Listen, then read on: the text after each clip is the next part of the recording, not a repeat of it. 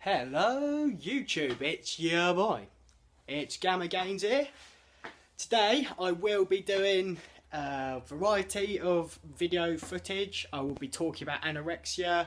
I've got a few odd gym clips actually for you, and I hope you enjoy.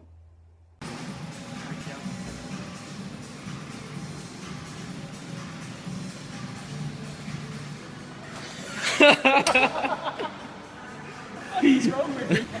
See that guy there in the black? That was the guy that proceeded to pull my shorts down. What a guy. You know, some would say, got this YouTube thing down to a T. And he's back. What's going on, people? Slightly less nice to talk about topic, I guess. So I'm going to talk about my past of an eating disorder. I suffered with anorexia, and that was about 1 year and 6 months ago. Was not a great time in my life, but I got through it.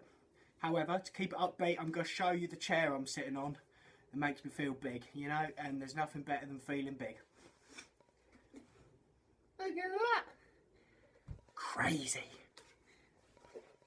Anyway, now I realise it's not a nice thing to talk about, but it's good for some people to hear. I mean, I've had people contact me, quite a few actually, and a lot of them tend to be men, which is actually quite surprising to hear.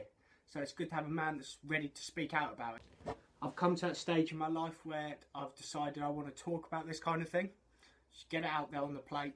You know, hopefully it's going to help people like myself get them out of that hole, because I mean it can be very much reoccurring and people tend to relapse and they fall back into that eating disorder habit.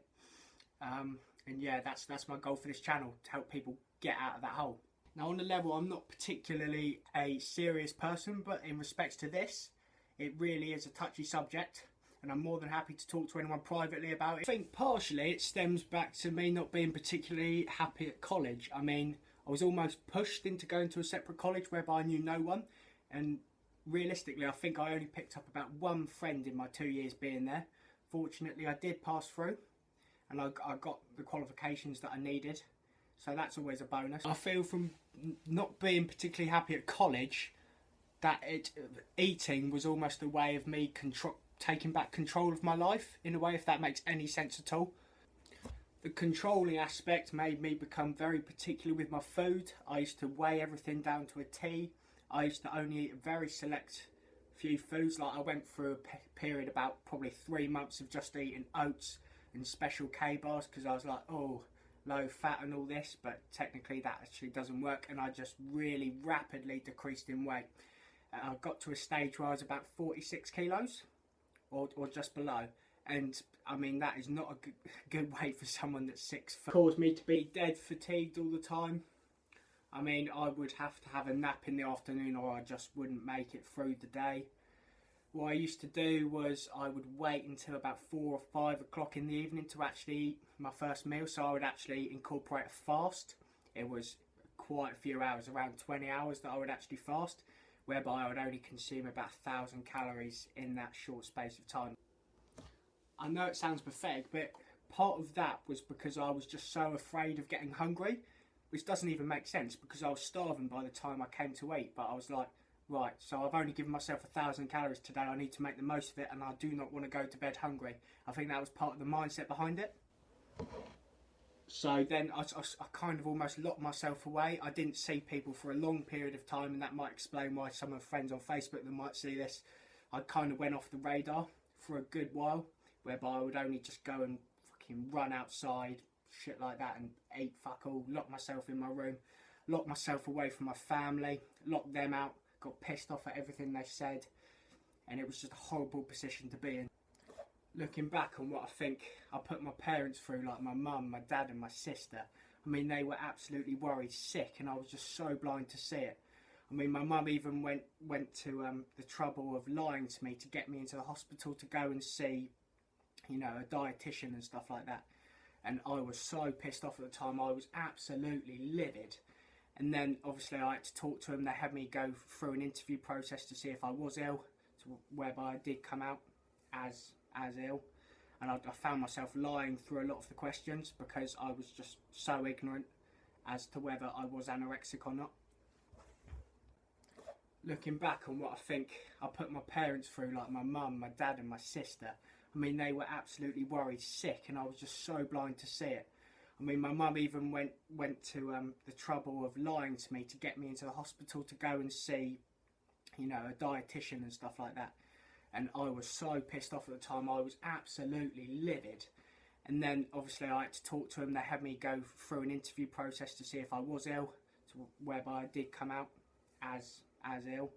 And I found myself lying through a lot of the questions because I was just so ignorant as to whether I was anorexic or not.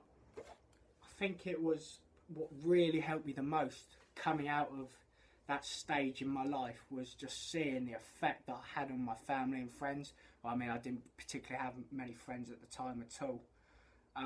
But just seeing my parents in that way, and they were just absolutely just blind. I think it was what really helped me the most coming out of that stage in my life was just seeing the effect that I had on my family and friends. Well, I mean, I didn't particularly have many friends at the time at all. But just seeing my parents in that way, I think seeing my parents in that way was a big reason as to what helped me come out of that stage in my life. I mean, because my parents mean so much to me, I love them more than the absolute world. And for me to just treat them like absolute dog shit and abuse my body like I did was absolutely so out of line. And I can't be more thankful to have parents like that. Even to this day, I have massive insecurities. I mean, I look at myself still as fat or skinny, all at the same time, and I know it's weird to think like that. And I mean, I'm just not happy in my own skin. But I always look back on a quote that was said by one Christian Guzman, as I'm sure many of you know, proud but never satisfied. I always look back on my progression pictures and just see how skinny I was and to where I am now. And I'm just on that path to just bettering myself every single day. And making the career change to become a personal trainer was a huge milestone for me.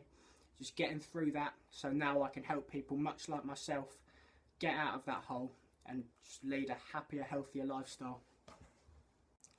I think in modern day society, everyone's just so critical about one another, and I know I'm even guilty of it myself, just going out and judging people and not thinking about what I say. So I'm not going to go and say I'm fucking perfect, and I don't judge every Tom, Dick and Harry out there. Tom, Dick and Harry, what the fuck am I... Anyway, yeah. We've just got to think more about what we say, because people really do take criticism on board. I mean, I'm sure we've all experienced it. Someone just goes out and says, oh, you look fucking a lot smaller in real life than you do in your Instagram pictures, and just stuff like that. I've had that numerous times, and that does hurt. I mean, you know, I work really hard to try and look as best as I can, and then just someone to just put it down like that. They haven't seen the hard work that you've put in, all the eating, the dieting, the money you've put into it. Anyway, I'm going to end the depressing part of that video right there. I hope that gave you an insight almost into what it's like having an eating disorder and just what I went through. I mean, I'm sure I could have done it in immense detail, but I'm not great at talking about it. But I gave it my absolute best, and I hope you enjoyed it. Okay, thanks guys. Hello again, ladies and gentlemen. Gamma Gains checking in. Basically, I'm going to start up a little thing I like to call the Gains tip of the day. Firstly, you'll need your toothbrush. Secondly, a tub of protein. And last but not least, milk straight from the udder. First off, apply protein to toothbrush. You see that? Apply milk delicately.